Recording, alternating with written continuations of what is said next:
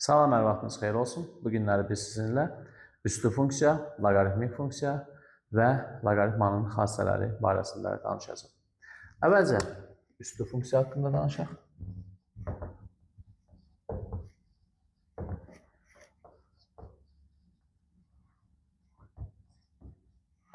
Üstü funksiya haqqında danışaq. Y bərabərdir A üstündə x şəklində verilən funksiyaya üstü funksiya verəcək. Burada x həqiqi ədədlər çoxluğundandır. İrasional da ola bilər, rasional da, tam natural. A isə mütləq sıfırdan böyük, birdən fərqli olmalıdır. A mütləq sıfırdan böyük, birdən fərqli olmalıdır. Bu, üstü funksiyanın ödənməsi üçün verilən şərtlərimizdir. Yaxşı, bəzən belə bir sual çıxır ki, niyə A1-dən fərqlidir? A1-dən fərqli olmasa nə baş verər ki? Y bərabərdir, 1 üstündə x funksiyası yaranır. Əgər y bərabərdir 1 üstündə x, onda belə çıxır ki, 1-in üstündə nə yazsaq 1-ə bərabərdir. Bu bizdə hansı funksiyadır? Y bərabərdir 1. Onda bu funksiyanın y bərabərdir 0 vur x üstə gəlsin 1 ilə heç bir fərqi olmayacaq. Yəni, düz xəttin tənliyi, k üstə gəlsin b ilə, y bərabər k üstə gəl b funksiyası ilə y bərabərdir 1 üstündə x funksiyasının heç bir fərqi olmayacaq. Bu artıq üslü funksiya olan deyil bu səbəbdən. Davam edək. Deməli, biz dedik ki, üslü funksiyada a sıfırdan böyük olmalıdır, birdən fərqli. Burada 2 ala baxacaq. Əvvəlcə 0, a, 1. Yəni, a 0 ilə 1-in arasında olanda nə baş verir? Və a 1-dən böyük olanda nə baş verir? A 0 ilə 1-in arasında olduqda belə bir funksiya götürək. Y bərabərdir 2-də 1 üstündə x funksiyası. A 1-dən böyük olsa, y bərabərdir 2 üstündə x funksiyasını götürək. Gəlin baxaq. X artdıqca kəsirin məxrəci artacaq. Kəsirin məxrəci artdıqca funksiyamızın qiyməti azalacaq. Onda deyə bilərik ki, 0, deməli A 0 ilə 1-in arasında olduqda verilən funksiya olur necə? Azalan funksiya. Azalan funksiya. Yox, əgər A 1-dən böyük olarsa, yəni 2 üstü x götürmüşəm, x artdıqca verilən funksiya artacaq. Onda A-nın 1-dən böyük olanda biz deyəcək necə? Artan funksiya. Deməli, məlum oldu ki, əgər A 0 ilə 1-in arasında olduqda verilən funksiya azalan, A 1-dən böyük olduqda isə belə funksiyaya artan funksiya deyəcək. Onda belə bir qərara gələ bilərik ki, y bərabərdir A üstündə x funksiyasında A həmişə 1-dən böyükdür. Biz belə funksiyalara həmişə artan funksiyalar deyə bilərik. Məktəb kitablarından, topludan bəzi nümunələri qeyd edək. Məsəl üçün, belə bir şey yazaq. Y bərabərdir 5 üstündə x, y bərabərdir 5 üstündə mənfi x, 5 üstündə mənfi x, y bərabərdir kök altında 3 çıxılsın 1 üstündə x, kök altında 3 çıxılsın 1 üstündə x. Hələ ki, bunlara baxaq. Biz dedik ki, nədir? Bir dənə də belə yazaq. Elə bu kifayət edir. Biz dedik ki, əgər əsas 1-dən böyükdürsə, A 1-dən böyükdürsə, verilən funksiyamız nədir? Artan funksiya. Etiraz eləmirik. İndi baxıram. Burada da A 1-dən böyükdə 5-dir. Onda biz deyə bilərikmi ki, bu artan funksiyadır? Bu əslində bizdə nədir? 5-də 1 üstündə x. Düzdürmü? Onda bu bizdə hansı aralıqdır? 0 ilə 1. Bu səbəbdən azalan funksiya olacaq. Gəlirəm bura baxıram. Kök altında 3 çıxılsın 1 üstündə x. Yaxşı, kök altında 3 çıxılsın 1 üstündə x-dən gedirsə söhbət, mən bilirəm ki, kök altı 3 bir tam neçəsi olarsa, bu zaman 1 çıxsam nə baş verəcək? Kök altı 3 1 çıxsam nə? Bu, hardasa 0 ilə 1-in aralığına düşəcək. Bu, 0 ilə 1-in aralığına düşdüyü müddətdə, onda əsas bizdə 0-1 aralığında olduğundan bu necə olacaq? Azalan funksiya olacaq. İstəsək, müxtəlif formalarda nümunə yaza bilərik. Məsəl üçün, yazaq belə. Y bərabərdir, kök altında 5, kök altında 5 çıxılsın 1 üstündə mənfi x. Kök altında 5 çıxılsın 1 üstündə mənfi x. Mən baxıram ki, kök altında 5 2 tam neçə, 1 çıxsam 1 tam neçəsə, əsasım 0 ilə 1-də aralığında yox, 1-dən böyükdür. Onda baxıram ki, bu aralıqda nədir? 1-dən böyükdür. Amma buradakı mənfi onu məxrəcə salır. Bu səbəbdən verilən funksiyamız da olur bizim necə? Azalan funksiya. Deməli, heç də həmişə baxan kimi deyə bilmərik ki, hə, burada duran əsas 1-dən böyükdür, funksiya artandır. Ona görə diqqətli olmaq lazımdır. Məsələnin bu hissəsində çox ciddi şəkildə diqqətlə baxmaq lazımdır. Bəzən isə suallar olur. Məsəl üçün, belə bir sual ola bilər. Y bərabərdir 3 üstündə x kvadrat funksiyası verilib. Deyir ki, mürəkkəb funksiyaya keçdik artıq. X kvadrat funksiyası verilib. Deyir ki, bu funksiya harda artır? Mən bilirəm ki, x kvadratı mənfi sonsuzluqdan sıfıra qədər, bu aralıqda nə baş verir? Verilən funksiyamız azalır. Onda bu funksiyada mənfi sonsuzluq sıfırlarında azalacaq. Amma x kvadratı sıfırdan müsbət sonsuzluğa kimi artır. Onda 3 üstündə x kvadratı da sıfırdan müsbət sonsuzluğa kimi artacaq. Bəzən belə tipdə suallar da verə bilərlər. Tutaq ki, verə bilər bizə y bərabərdir 2 üstündə kosinus x funksiyası. 2 üstündə kosinus x funksiyası artıq kosinus funksiyası biz bilirik ki, artıb, azalır. 0-1 aralığında eyni şeyləri bu funksiyaya da aid eləyib danışa bilərik. Deməli, heç də həmişə a-nın 0-dan böyük olub 0-1 aralığında və 1-dən böyük aralığında artıb azalmasını deyə bilmərik. Diqqətli olmaq lazımdır. Bəs yaxşı, y bərabərdir a üstü x funksiyasının qrafiki necə qurulacaq? Gəlin baxaq. Qrafiki qurmaq istəyirəm. Gəlin əvvəlcə 0-1 aralığında olan funksiyaya baxaq. 0-1 aralığında olan funksiyaya baxsaq, 2-də 1 x funksiyasını götürmüşük. Məlum məsələ, azalan funksiyadır. Azalan funksiyadsa, onda bizim qrafikimiz necə olmalıdır? Azalan formada getməlidir. Diqqətlə baxın.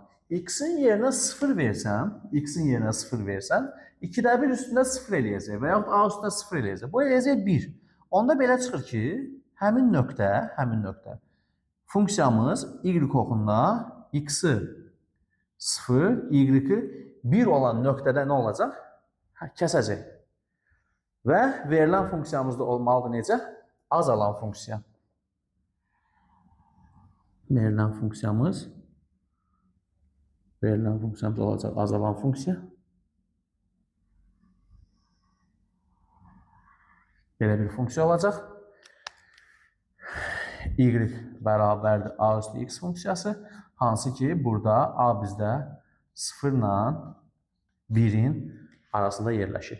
Baxın, verilən funksiya bu bizdə y oxudur, bu bizdə x oxudur. Verilən funksiya x oxuna yaxınlaşır. Çox yaxınlaşır, olduqca çox yaxınlaşır. Amma x oxun kəsmir. Çünki y-in qiyməti, x-in elə bir qiyməti varmı ki, y funksiyasını sıfıra çevirsin? Xeyr, mümkün deyil. Ədəd üzərindən nə istəyirsiniz verin, bu heç vaxt sıfıra yaxınlaşan deyil. Bunu artırdıqca bu maksimum sıfıra yaxınlaşmağa çalışır, amma heç vaxt sıfırı almır. Bəs yaxşı.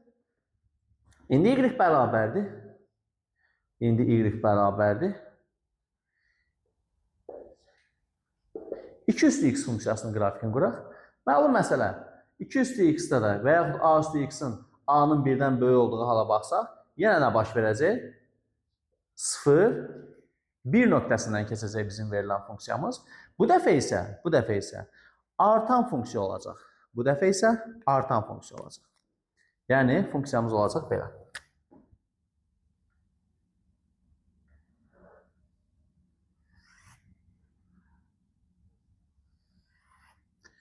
Biraz səliqəsiz alındı. Bu da olacaq bizdə y bərabərdir a üstü x funksiyası, hansı ki a burada böyükdür 1-dən. Hər iki qrafiklə tanış olduq. Y bərabərdir 2 üstü x, 2-də 1 üstü x və yaxud 0-1 aralığında, 1-dən böyük aralığında. Burada nə baş verir? Verilən funksiya azalır. Burada nə baş verir? X-in qiymətləri artdıqca verilən funksiyamızın qiyməti artmağa başlayır. Onda biz təyin oblastını və qiymətlər oblastını artıq qeyd eləyə bilərik. Deməli, D y üçün təyin oblastını qeyd eləsək, bu funksiyası fikir verin, x oxu boyunca istənilən qiyməti alır. Ona görə təyin oblastı mənfi sonsuzluq, müsbət sonsuzluq olacaq. Bəs qiymətlər oblastı necə olacaq? Fikir verin, bu heç vaxt aşağı keçmir.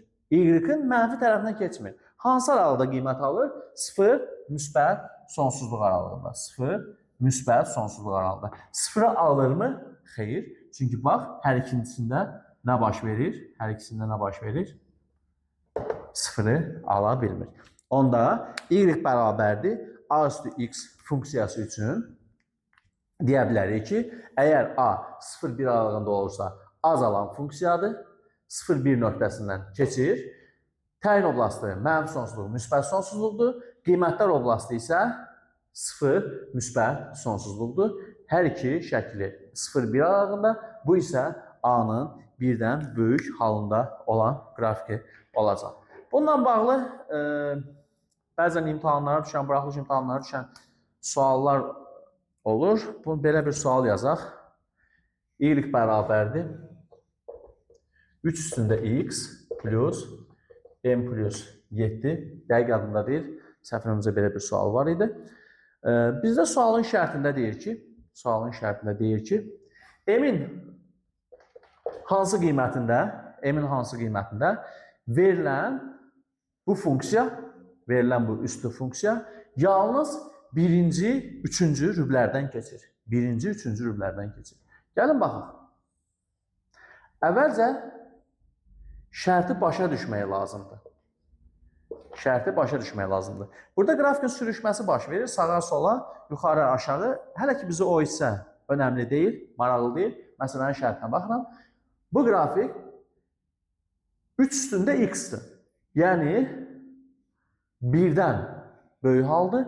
Normalda hansı rübdən keçməlidir? Birinci və ikinci rübdən keçməlidir. Mənə isə deyir ki, bu keçsin birinci və üçüncü rübdən. Yalnız birinci və üçüncü rübdən keçir. Məlum məsələ, birinci və üçüncü rübdən keçməsi üçün verilən qrafikin belə olmalıdır da. Verilən qrafikin belə olmalıdır. Hardan keçməlidir? Koordinat başlanğıcından. Əks halda bu biraz yuxarı aşağı sürüşən kimi digər rübləri əhatə edəcək. Koordinat başlanğıcından keçirsə, onda o 0 nöqtəsindən keçməlidir. Əgər bu o 0 nöqtəsindən keçməlidirsə, 0 bərabərdir 3 üstündə 0 plus 7, 3 üstü 0 1-ə bərabərdir. M plus 8 bərabərdir 0, M bərabərdir mənfi 8. Deməli, M-in mənfi 8 qiymətində verilən funksiyamız hardan keçəcək? Birinci, üçüncü rüblərdən keçəcək. Başqa bir sualla tanış olaq.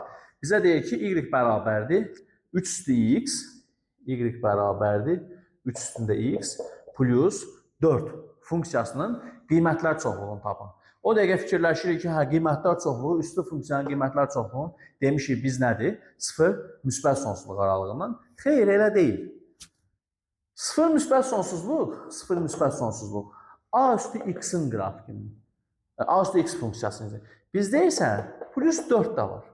Yaxşı, gəl baxaq da, biz demişdik ki, 3 üstündə x funksiyasının qiymətlər çoxluğu hardadır? 0 müsbət sonsuzluqda. Yaxşı, bu 0 müsbət sonsuzluqdasa, plus 4 varsa, onda bizim qiymətlər çoxluğumuz hara düşəcək? 4-dən müsbət sonsuzluğa. Yəni, y bərabərdir. Bu olsun bizdə misal 1, bu olsun bizdə misal 2. Çox nümunələr qeyd eləmək olar. Deməli, 4 müsbət sonsuzluq aralığında yerləşəcək. Bəzən sualı belə də qoya bilərlər. Y bərabərdir 3 üstündə x plus 4 verilmiş üslü funksiyanın ən kiçik tam həllini tapın. 4 fikir verin, dairəvi almır. Onda ən kiçik tam həlli nə olacaq? 5. Bu formada verilən funksiyanın qiymətlər çoxluğunu və yaxud da ki, digər həllər çoxluğunu tapa bilərik. Bu belə. Baxaq indi digər məsələlərə. Üstü funksiya haqqında danışdıq. Üstü funksiyanın digər məsələləri haqqında danışdıq. Məncə burada bu qədər kifayət eləyəcək. Burada düsturları verərik. İndi danışaq loqaritmik funksiya haqqında. Loqaritmik funksiya haqqında.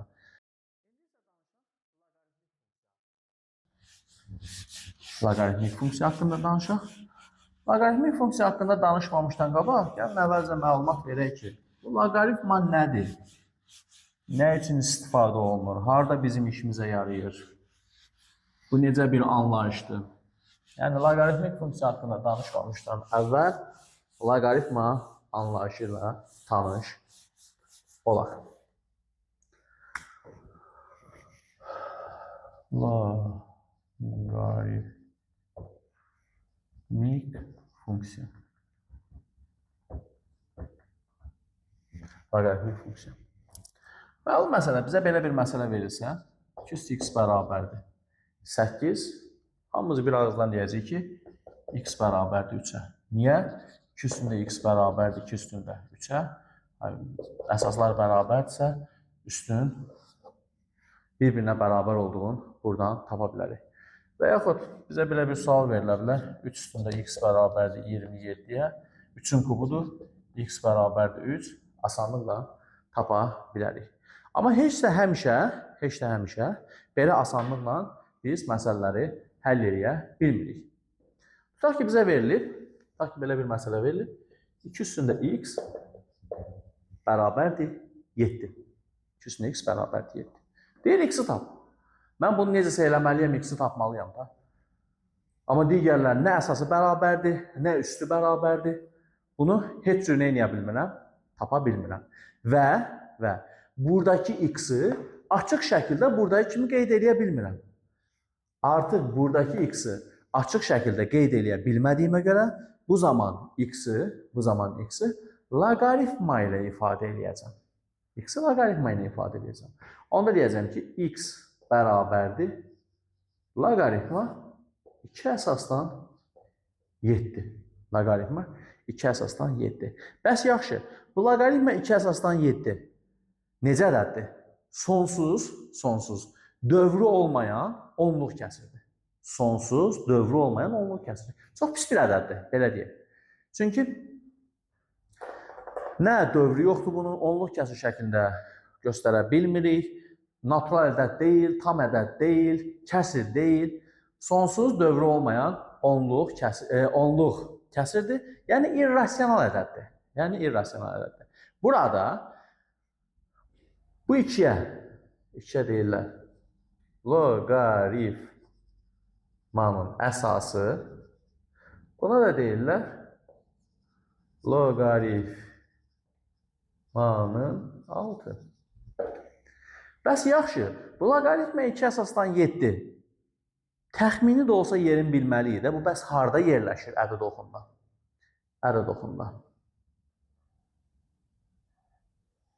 Ki, belə bir ədəd oxu çəkirəm. Loqaritma 2 əsasdan 7-ni axtarım.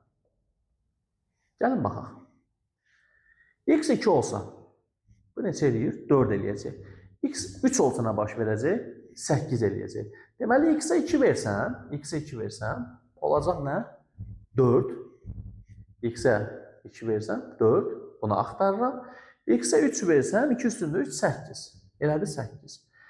Bu x hansı ki loqaritma 2 əsasdan 7, hansı ki buradakı x loqaritma 2 əsasdan 7, bizim verilən ifadəmizdə x nədir? 2-dən, üzr istəyirəm, səhv yazmışam. 2-dən, burada qeyd eləyək 3. 2-dən böyüdür, 3-dən kiçikdir. Haradasa buralarda bir yerdə qeyd olunur. Loqaritma 2 əsasdan 7. Deməli, 2-dən böyüdür, 3-dən isə kiçikdir. Təxminən burada bir yerdə qeyd olunan bir irrasional ədəddir.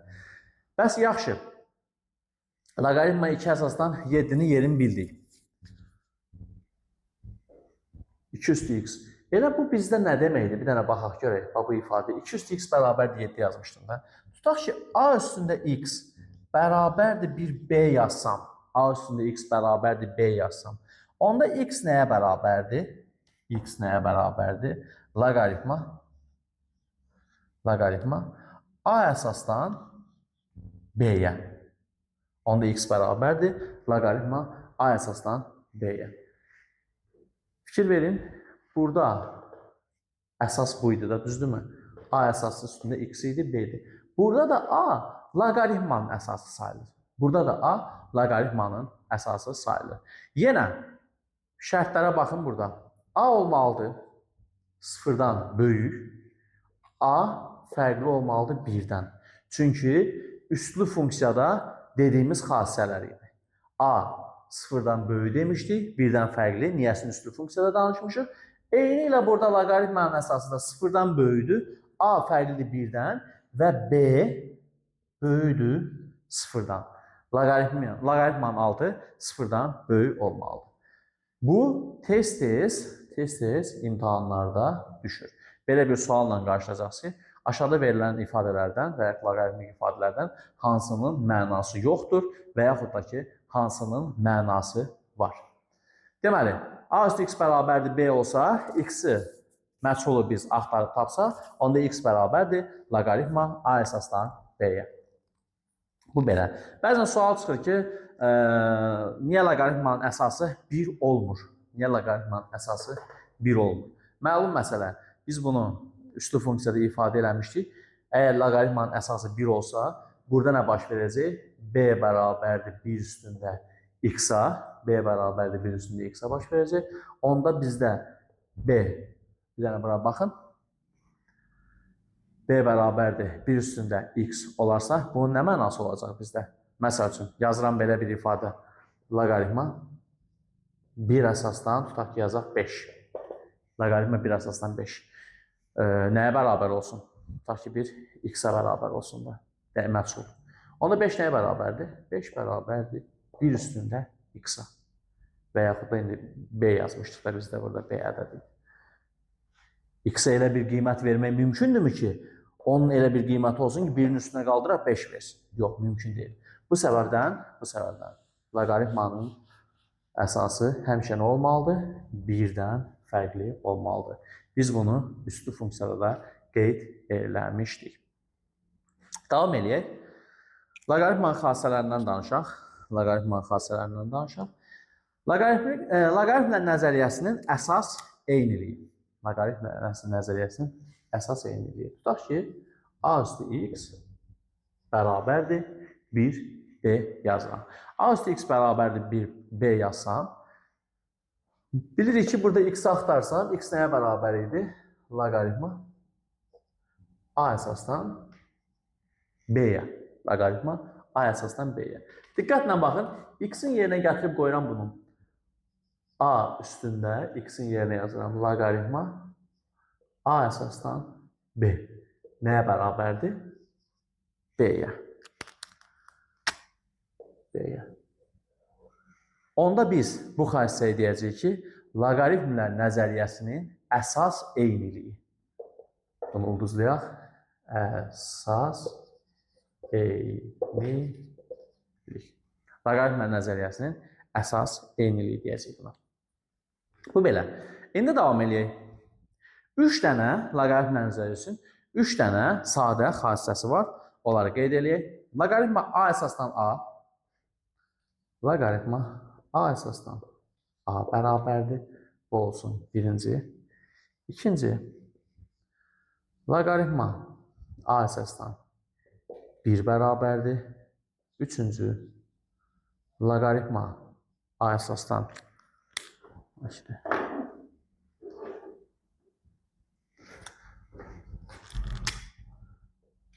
a əsasdan bura bir m yazaq.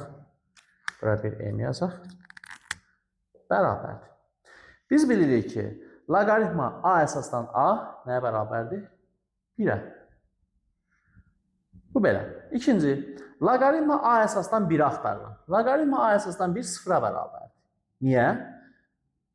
Biz yazsaq bunu, loqaritma A əsasdan 1 bərabərdir 1 x-a. Nə baş verəcək? A üstündə x bərabərdir 1'ə. Nə zaman mümkündür? X bərabərdir 0 olanda. Və yaxud, burada nə yazmalıyam? Loqaritma A əsasdan A bərabərdir x olarsa, onda A nəyə bərabərdir? A üstü x-a. Nə zaman mümkündür? X bərabərdir 1 olsa. Bu səbəbdən də 1'ə bərabərdir. Bəs yaxşı.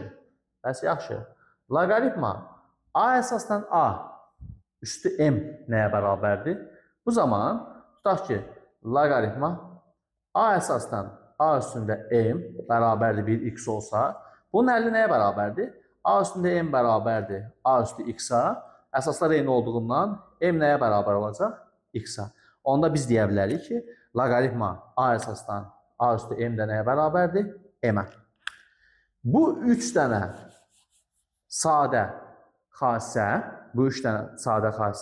hər biri loqaritmanın tərifindən gələn xassələrdir. Davam eləyək, digər xassələrini yazaq.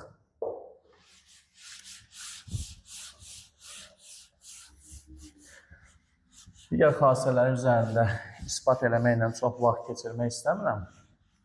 Deməli, əsas eyniliyi verdik, 3 dənə xassəni verdik. Yazaq belə. Deməli, birinci, loqaritma A əsasdan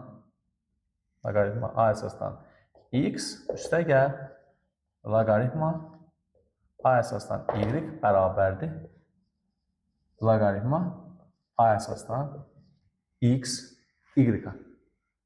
A əsasdan x y-a. Gəlin bu xassənin isbatını verək, digərlərini sonra isbat eləməliyik. Görün nə baş verəcək. Bunu həll eləmək istəsəm, buradakı x, y nəyə bərabərdir? X, y bərabərdir. A üstündə bu ifadəyə. Loqaritma A əsasdan x üstəgəl loqaritma A əsasdan y. Biz bunu necə yaza bilərik? Əslində belə yaza bilərəm də. A üstündə loqaritma A əsasdan x vurulsun A üstündə loqaritma A əsasdan nəyə bərabərdir? Y-a. Bu da bərabərdir. Loqaritmanın əsas eyniliyinə görə bu bizdə nəyə bərabərdir? X-a. Bu bizdə nəyə bərabərdir? Y-a. Onda nə baş verdi? X vurulsun Y bərabərdir. X vurulsun Y-a. Deməli, bunu ispat eləmiş olduq. Loqaritmlər cəmi bərabərdir. Əsaslar eyni olduqda loqaritma A əsasdan x üstəgəl loqaritma A əsasdan y bərabərdir. Loqaritma A əsasdan x vurulsun y-a. Bu bizdə əsas eyniliklərdən biridir. Sonra davam eləyək. Bu nisbət üçün də keçərlilikdə biz yaza bilərik də belə. Deməli, loqaritma A əsasdan x çıxılsın loqaritma A əsasdan y bərabərdir. Loqaritma A əsasdan x bölünsün y-a. Bunu da eyni qayda ilə isbat eləyə bilərik. Bu belə. Burada əsas yadımızdan çıxan 2 dənə loqaritmik ifadə var. Bunlardan biri onluq loqaritmadır. A. Bu bizdə bu deməkdir. Loqaritma 10 əsasdan A. Buna biz deyirik onluq loqaritma. Yəni əsası 10'dur, qeyd eləmirik. Bəzən buna elci A da deyirlər. Bir də var bizdə natural loqaritma, ln A. Bu isə bizdə bərabərdir. Ln A bərabərdir loqaritma y əsasdan A. Bəs yaxşı, bu y nədir? Y bizdə eylər ədədidir. Təxminən 2,7 davamını da gətirmək olar və davamını gətirmək olar. Bu da bizdə eylərdir. Deməli, 2 dənə anlayış var. LG 10, loqaritma 10 əsasdan A, LGA, LGA, loqaritma 10 əsasdan A deməkdir. Yəni, əsas 10 olduqda LG kimi ifadə edir. Bir də ln A, natural loqaritma A deyirlər buna. Bu da loqaritma y əsasdan a-dır. Y bizdə e-lərədədir. Təxminən 2,7 götürəcək. Bu da belə. Deməli, biz qeyd elədik cəmin, sonra qeyd elədik fərqin çevrilməsini. İndi davam eləyək. Digər xassələrini də yazaq. Digər xassələri də yazaq. Xassələri yazdıqca videonun yuxarısında düsturları biz sizin üçün qeyd eləyəcəyik.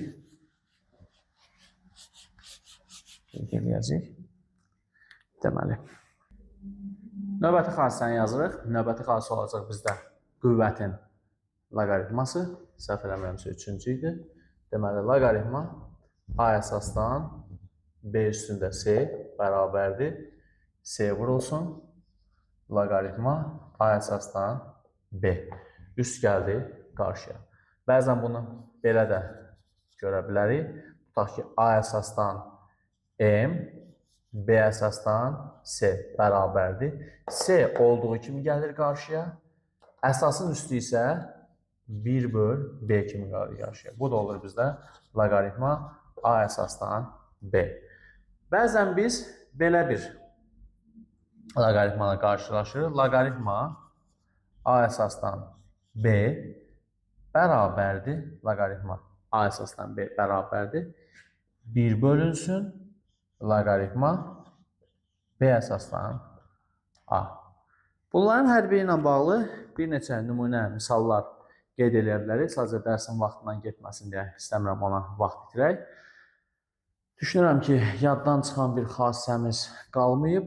Bir də çox vacib tez-tez istifadə olunan xassələrdən biri var. A əsasdan loqaritma b-dən c bərabərdir. C üstündə loqaritma b əsasdan a.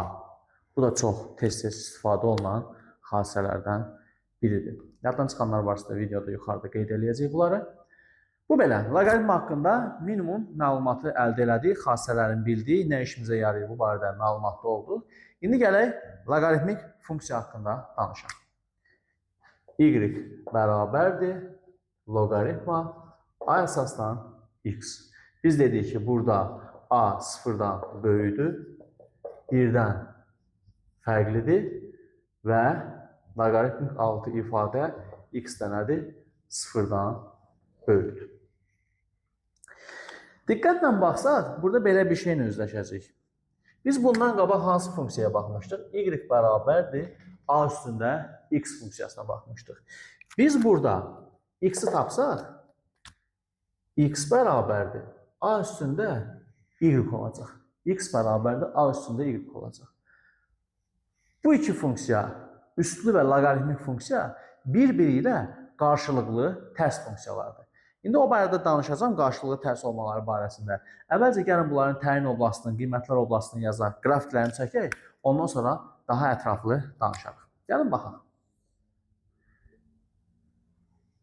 Üstlü funksiyada olduğu kimi yenə biz burada a-nın sıfırdan böyük halında 2 ala baxacaq.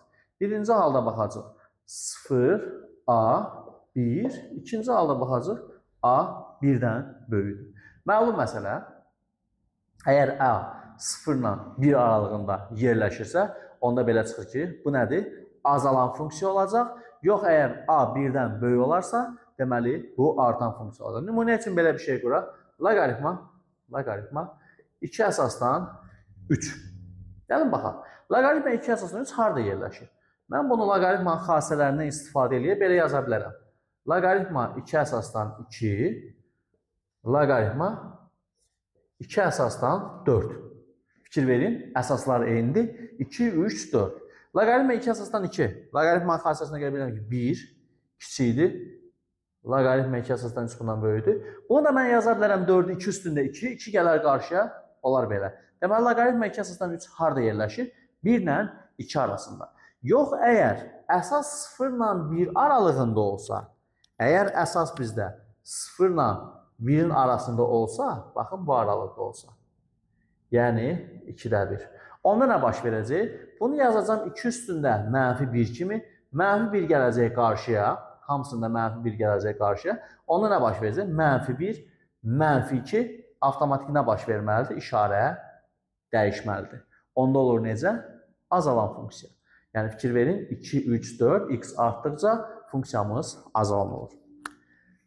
Onda bizdə y bərabərdir loqaritma a əsasdan x funksiyası, a 0-1 aralığında olanda azalan, a 1-dən böyük olanda isə artan funksiya olacaq.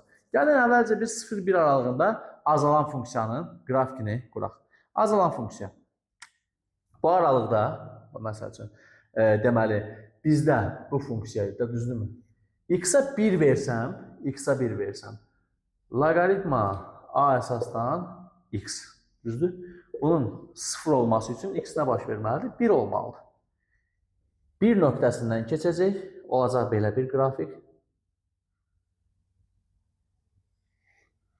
Bu olacaq bizdə nəyin qrafiki? Y bərabərdir loqaritma a əsasdan x, ancaq a bizdə hansı aralıqdadır? 0-1 aralığında. Diqqətlə baxın, nə baş verir? X artdıqca y azalır. Bir də var bizdə hansı funksiyanın qrafiki? Yenə loqaritma a əsasdan x, ancaq burada a 1-dən böyük olacaq. Əgər a 1-dən böyük olacaqsa, onda verilən funksiyamız nə etməlidir? Onda verilən funksiyamız olacaq artan funksiya. Buranın koordinatları nədir bizdə? Deməli, x-i 1, y-i 0. Bu da oldu bizdə hansı funksiya? Y bərabərdir loqaritma a əsasdan x, ancaq a 1-dən böyük olan halda. Onda deməli, 0-1 aralığında bu bizdə azalan funksiyadır. Azalan. A 1-dən böyük olanda artan funksiyadır. Diqqətlə baxsaq, hər ikisinin qiymətlər oblastını və təyin oblastını yazsam, D, Y daxildir. Təyin oblastı, x-in aldığı qiymətlər hardan haradır? 0-dan müsbət sonsuzluğa. Amma y hardadır? Baxın, bütün y oxu boyunca müsbət sonsuzluq, mənfi sonsuzluq. Mənfi sonsuzluqdan müsbət sonsuzluğa qədər qiymətlər alır. Deməli, nə baş verdi? Təyin oblastı 0 müsbət sonsuzluq, qiymətlər oblastı isə mənfi sonsuzluq, müsbət sonsuzluq. Amma üstü funksiyada bunlar əksinə idi. Biz burada hər ehtimala qarşı, məsəl üçün, bayaqlar sizə başlanğıcda dedim, bunların qarşılıqlı funksiya olması barədə. Gəlin bir qrafikini çəkək. Tutaq ki, y, bu da olsun bizdə x funksiyası. Belə bir qrafik çəkirəm. Deməli, bu bizdə 1, 0 nöqtəsi idi. Loqaritma a əsasdan x-in qrafikidir. Digər tərəfdən, mən indi y bərabərdir a üstündə x funksiyasının qrafikini çəkmək istəyirəm. O da buradan keçirdi. Deməli, x-i 0, y-i 1 nöqtəsindən. O da keçəcəkdi belə. Əgər hər iki funksiya y bərabərdir x oxuna nəzərən simmetriksə, onda bu funksiyalar necə funksiyalar deyəcəyik?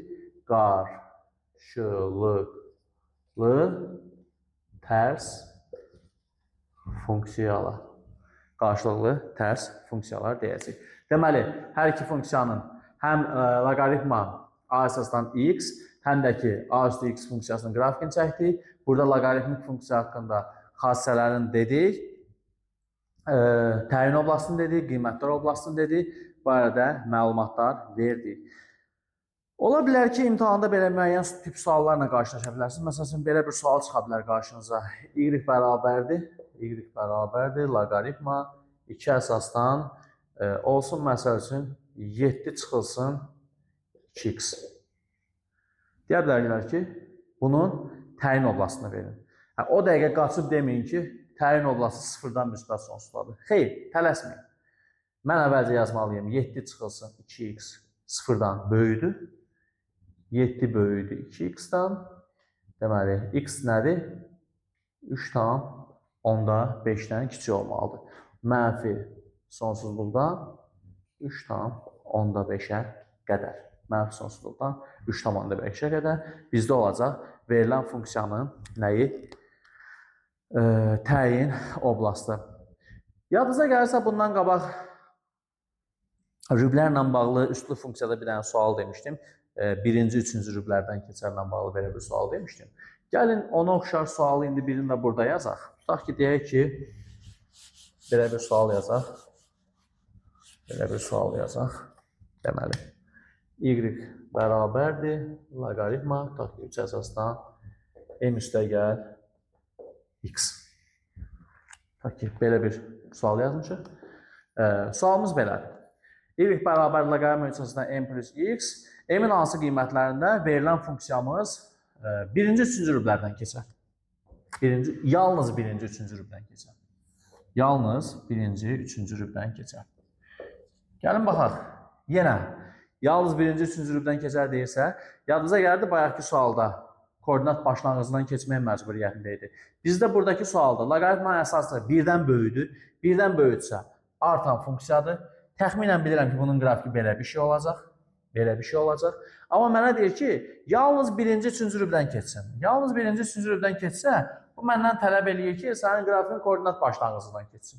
Çox keçsin də 0 bərabərdir loqaritma 3 əsasdan m plus 0.